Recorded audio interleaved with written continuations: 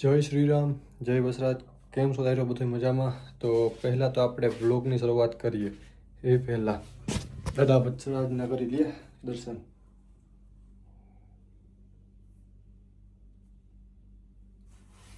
તો આ છે દાદા વસરાજને ફોટો, જે છત્રાવાનથી આપણે રણજાતાનો તો ફોટો છે સાથે. તો આપણે આજે વિડીયોમાં વાત કરવાની છે ઇઝરાયલના જે એટીએમ છે, ક્યાંથી રૂપિયા ઉપાડવા અને ક્યાંથી રૂપિયા ના ઉપાડવા. મતલબ કે ક્યુ એટીએમ છે ત્યાં વધારે ચાર્જ લાગે છે અને ક્યુ એટીએમ છે ત્યાં ઓછું ચાર્જ લાગે છે. તો અત્યારે હું જઈશ હમણાં બરાબર, તમને વિડીયોમાં બતાડીશ, એટલે વિડીયોમાં બના રહેજો અમને એમ. તો અત્યારે બરાબર પહોંચી આવ્યો, આમ 1 કિલોમીટર જેટલું બરાબર. હવે એટીએમ નજીક હતું તો મારે તમને બતાડવું કે આવા એટીએમમાંથી રૂપિયા આપણે ઉપાડીએ તો કેટલું, મતલબ કે ચાર્જ ઓછો લાગે કે વધારે. કારણ કે મોસ્ટ ઓફ લોકોને ખબર ના હોય કે એટીએમમાં કયા એટીએમમાંથી કેટલા રૂપિયા ઉપાડવા અને કેટલા ટૂંકમાં ઉપાડવા કે ના ઉપાડવા, કેટલો ચાર્જ લાગે કે ના ખબર હોય, એને કપાય પછી ખબર પડે બરાબર. તો એ પહેલાં તમે રૂપિયા ઉપાડવા જાઓ ને, તો એ પહેલાં હું તમને બતાડું, તમે જોવો શું કરવાનું. હાલ તો આવ્યો. તો આ એટીએમ છે, આ કોઈ પ્રાઇવેટ કંપની હશે બરાબર. તો પહેલાં તમારે એટીએમનું નામ જોઈ લેવાનું. આવું નામ જે છે ને એ ChatGPTને ફોટો પાડીને નાખવાનું અને એમ પૂછવાનું કે કેટલું ચાર્જ લાગે. તો આવા એટીએમ હોય ને આમ મોસ્ટ ઓફલી દિવાલથી જ આમ બરાબર રાખેલા હોય, તો એમાં વધારે છે ને મતલબ કે ચાર્જ લાગે છે. સેમ અહીંયા પણ જોવો, આ 24 કલાક મતલબ કે 7 દિવસમાં અઠવાડિયું, આખું અઠવાડિયું 24 કલાક ચાલુ છે. અત્યારે રૂપિયા ઉપાડે ને તો ઉપડે, પણ હું આમાંથી નથી ઉપાડતો કારણ કે આમાં છે ને ચાર્જ થોડોક વધારે લાગે છે બીજી બેંક કરતાં બરાબર. તો હજી આ બે એટીએમ મશીન છે અહીંયા, તો બેયમાં વધારે ચાર્જ લાગે. બેયનો પાછો ચાર્જ પણ અલગ અલગ છે. ને હવે હું જે એટીએમ તમને બતાડીને આગળ જાય એમાં પણ ફેર પડે છે. મતલબ કે એમ રૂપિયા તો સરખા કપાતા હોય બે એટીએમમાં, પણ ઉપાડવામાં પણ ફેર પડે. તો આમને આમ ચાલુ રહેજો, વિડીયોમાં બના રહેજો, કારણ કે એથી પણ થોડુંક જ સેટું છે. તો આપણે હવે આમ ભયા જઈએ. અત્યારે દુકાનો બધી બંધ જ હોય છે મોસ્ટ ઓફલી. આ કોઈ હેર કટિંગની દુકાન છે અહીંયા. તો આપણે બીજી વાત નથી કરવાની, આપણે વાત કરવાની છે ખાલી માત્ર ને માત્ર એટીએમની. આ વસ્તુ હું તમને એટલા માટે કહું છું કે જે લોકો ઇન્ડિયામાંથી આવે છે ને, તો રૂપિયા કમાવા માટે જ આવે છે બરાબર. રૂપિયા કમાતા હોય તો સારી વસ્તુ આપણે ખાઈએ પીએ, સારા કપડાં પહેરીએ. પણ ઇઝરાયલની અંદર કેટલા બધા, જેમ આપણે ઇન્ડિયામાં એટીએમ હોય ને, તો ઇઝરાયલમાં પણ ઘણા બધા એટીએમો આવેલા હોય છે. તો અમુક લોકો જે અમે રૂપિયા તાત્કાલિક ઉપાડો તો ગમે એટીએમ છે તો હાલો ભાઈ ઉપાડ લઈએ. તો ભાઈ 5-10 રૂપિયા બચાવવા હોય તમારે, તમારી બચત થાય.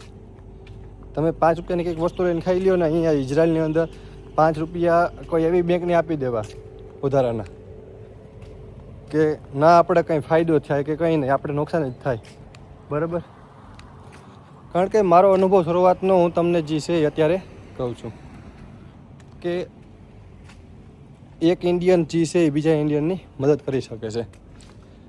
તો આવું બધું છે. અત્યારે તડકો બહુ ભારી છે અત્યારે અહીંયા, અત્યારે બહુ તડકા પડે છે.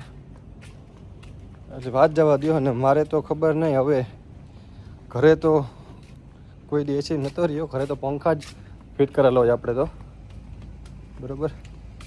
પણ અહીંયા જ એસીને હવા થઈ ગયો ને ભાઈ, તડકાનો બરાબર નીકળું ને અત્યારે એટલે માથું દુખવા માંડે, બહુ યાદી ઘડી નથી રહી શકતો. મને એક દિવસ અહીંયાની એક લેડીઝ છે, મતલબ મને કે બહુ એસીમાં ના રહેવાય, એસીમાં બહુ રહીએ તો પછી ક્યારેક તો હજી ઉંમર તારી જવાનીની ઉંમર છે અને ધીરે ધીરે તને પણ શ્વાસ પણ ચડવાનું ચાલુ થઈ જાય, તડકાનો રહી પણ નહીં એવી. કંઈ વાંધો નહીં, હાલો આપણે બીજા ટાઈમે પહોંચી ગયા તો એની વાત કરું તમને. તો અહીંયા આવી આ જે બેંક છે એ જેરુસલેમ બેંક છે બરાબર. મોસ્ટ ઓફલી અહીંયાથી પૈસા છે ને ઓછા માત્રામાં કપાય છે. જુઓ, 7 રૂપિયા 90 પૈસા, અને એને કંઈક સિસ્ટમ પર છે કે 11 રૂપિયા જેવું બરાબર. તો આ જે છે એ દિવાલની અંદર છે સેમ, બરાબર. આનું તમે છે ને ટ્રાન્સલેટ કરી લેજો, ગૂગલ ટ્રાન્સલેટ. તમને બેંકનું નામ ખબર ના પડે ને તો અહીંયાથી રૂપિયા છે ને કંઈક લિમિટ હોય, મતલબ કે ઓછા ઉપડે. ઘણી 5, 6, 7 ફેરે ઉપાડે ત્યારે આપણા રૂપિયા ઉપડે. એમ સેમ હજી એક બીજા એટીએમે જાઉં છું હું. એ હજી એટીએમ છે એ પણ થોડુંક આગળ છે. તો આપણે 4-5 એટીએમની મુલાકાત કરવાની છે. તો તમને જ્યારે મેં પહેલાં 2 એટીએમ બતાવ્યા ને, બરાબર, અહીંયા કેમ અત્યારે ₹7.90 કપાય છે. તો એ એટીએમમાંથી 15 અને 16 રૂપિયા ન આપણે કહીએ કે સેકેલ, પણ રૂપિયા કહો તમારે સમજી લેવાનું. ત્યાં આપણે એક વાર રૂપિયા ઉપાડીએ ને કંઈક લિમિટ હોય એની, ને એ જ લિમિટ પાછી એટલી અહીંયા હોય. તો ત્યાં 16 રૂપિયા કપાય. હવે 16 ગુણ્યા અત્યારે આપણે 32 કરીએ, સોરી અહીંયા 7 રૂપિયા તો અહીંયા કપાય છે. તો 16માંથી આપણે -7 કરીએ એટલે 6 અને 3 9 પૈસાનો ફેર પડે. 9 પૈસાનો, સોરી 9 સેકન્ડનો ફેર પડે, બરાબર. તો ઇન્ડિયા મુજબ આપણે હિસાબ કરવા જઈએ ને તો એના 300 રૂપિયા થયા. તો 3 થી 4 ફેરે આપણે રૂપિયા ઉપાડીએ, 300, 600, 900, 1200, તો 1200 રૂપિયા થયા ઇન્ડિયાના. આ વસ્તુ હું તમને બધાને નથી કહેતો, ખાવા પીવામાં આ વસ્તુનો કોઈ હિસાબ ના કરવાના. ઇઝરાયલમાં છે તો હું તો કહું કે સારું ખાવા, કારણ કે 20-30 મતલબ કે આપણે 20-30 હજાર રૂપિયા કમાતા ઇન્ડિયામાં, તો ઇન્ડિયામાં આપણે સારું ખાતા. તો અહીંયા તો ભાઈ ઇઝરાયલની અંદર બધા 2 લાખથી ઉપર જ કમાય છે. 2 લાખથી માંડીને 5-5 લાખ રૂપિયા કમાય છે ઇઝરાયલની અંદર. જે લોકો છે 2 લાખથી લઈ અને 5 લાખને વચમાં ટૂંકમાં એની રેન્જ હોય કમાવાની. પછી એનો ખર્ચો ઘટતો અલગ છે, પણ 2 થી 5 લાખ રૂપિયા તો કમાય છે. એટલે વસ્તુ હારી ખાઓ, સારા કપડાં પહેરો, સારા શૂઝ પહેરો, કારણ કે ભગવાને દીધો હોય તો જીવો ભાઈ. તો વિડીયો બનાવી રહ્યો અમને આગળ ને આગળ. તો હાલતા હું પહોંચી ગયો ઇઝરાયલ. મતલબ કે અમારા છેદરોટમાં છે ને નાનું એવું ગામ છે, ત્યાં મોટામાં મોટો મોલ અહીંયા જ છે. આથી મોટો એક થોડોક મોલ છે 7 મોલ, પણ એ થોડોક હજી આથી 1.5-2 કિલોમીટર જેવું થાય છે. તો હવે જે એટીએમે પહોંચી ગયો હું, એ પણ તમને બતાડું. થોડોક કલરમાં ચેન્જ છે જો. હવે આ એટીએમ છે ને હું મોસ્ટ ઓફલી રૂપિયા ઉપાડવા આવું. હવે આનું હું ટ્રાન્સલેટ કરું, ચાલુ રાખું. આ બેંકનું નામ શું છે તમને કહી દો ટ્રાન્સલેટ કરીને. Cash withdraw. આમાં બસ એટીએમ લખ્યું હોય, કોઈ એટીએમનું નામ નથી આપવામાં આવ્યું. હા સોરી, આર્ય ઉપર છે આઈ થિંક.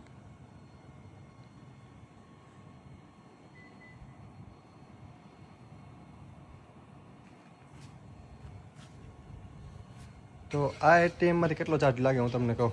તો અત્યારે હું વિથડ્રો કરાવવા આવ્યો, બરાબર. તો વાંચવાનું કે છે આમ, આ છે મિઝરાહી. હવે હું ભેગાથી ઉપાડું, થોડી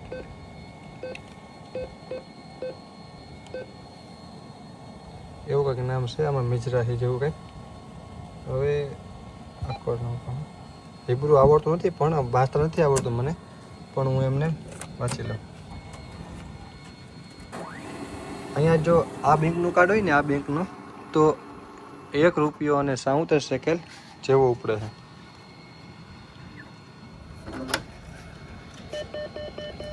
તો આ સાયકલ આપણા 3000 નીકળી ગયા છે.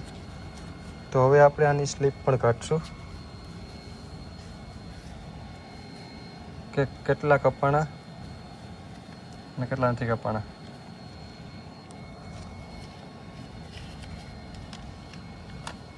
હું પેલા પૈસા ઉપાડી લઉં, પછી તમને કહું કેટલા કપાય છે. તો આ મિઝરાહી તોફાહોત નામની બેંક છે. તો એ બેંકમાં હમણાં જોયું, આપણે ચેક કર્યું, જો એ જ બેંકનું કાર્ડ હોય તો એક એન્ટ્રી કરીએ આપણે, એક એન્ટ્રી એટલે એક એન્ટ્રી એ આપણે માનો ને કે 3000 જેવું નીકળે. 3000 વધારે મતલબ એટલું જ નીકળતું. મેં કોઈ દી ઉપાડે ને વધારે 3000થી વધારે ના ઉપડે એક એન્ટ્રીમાં, અને આખા દિવસમાં 5000 સેકન્ડ ઉપડે. તો તમે આપણે એક એન્ટ્રી કરીએ તો 1 સેકન્ડ અને 77 મતલબ કે આના પૈસા જે હતા હોય 1.77 સેકન્ડ ચાર્જ લાગે, બરાબર. પછી 2 એન્ટ્રી કરો તો પછી તમે 1.76 ગુણ્યા 2 કરી નાખો એટલે એ 2-3 સેકન્ડ જેવું થયું, બરાબર. આ જ બેંકનું કાર્ડ હોય તોની વાત કહું. અને જો અત્યારે જેમ કે મારી પાસે રિવાઇવનું કાર્ડ છે, તો એ કાર્ડમાં એનો ચાર્જ 6 સેકન્ડ ઓલા કરતાં સસ્તું થાય. ઓલામાં 14 ને માથે કંઈક 15 જેવું કપાય છે, 15 સેકન્ડ જેવું. પણ અહીંયા માનો ને કે 12 સેકન્ડ કપાય છે, બરાબર. તો આપણે એટલો ફાયદો થાય. આ તો મારે તમને વિડીયોમાં બતાડવા હાટું થઈને હું અહીંયા આવ્યો ધક્કો કર્યો, બરાબર. ને એ પણ કેટલું સેટું પણ નથી. 2 ડગલા વાળા ઓલું એટીએમ છે ને ત્યાંથી કટકે રૂપિયા ઉપડે, બરાબર.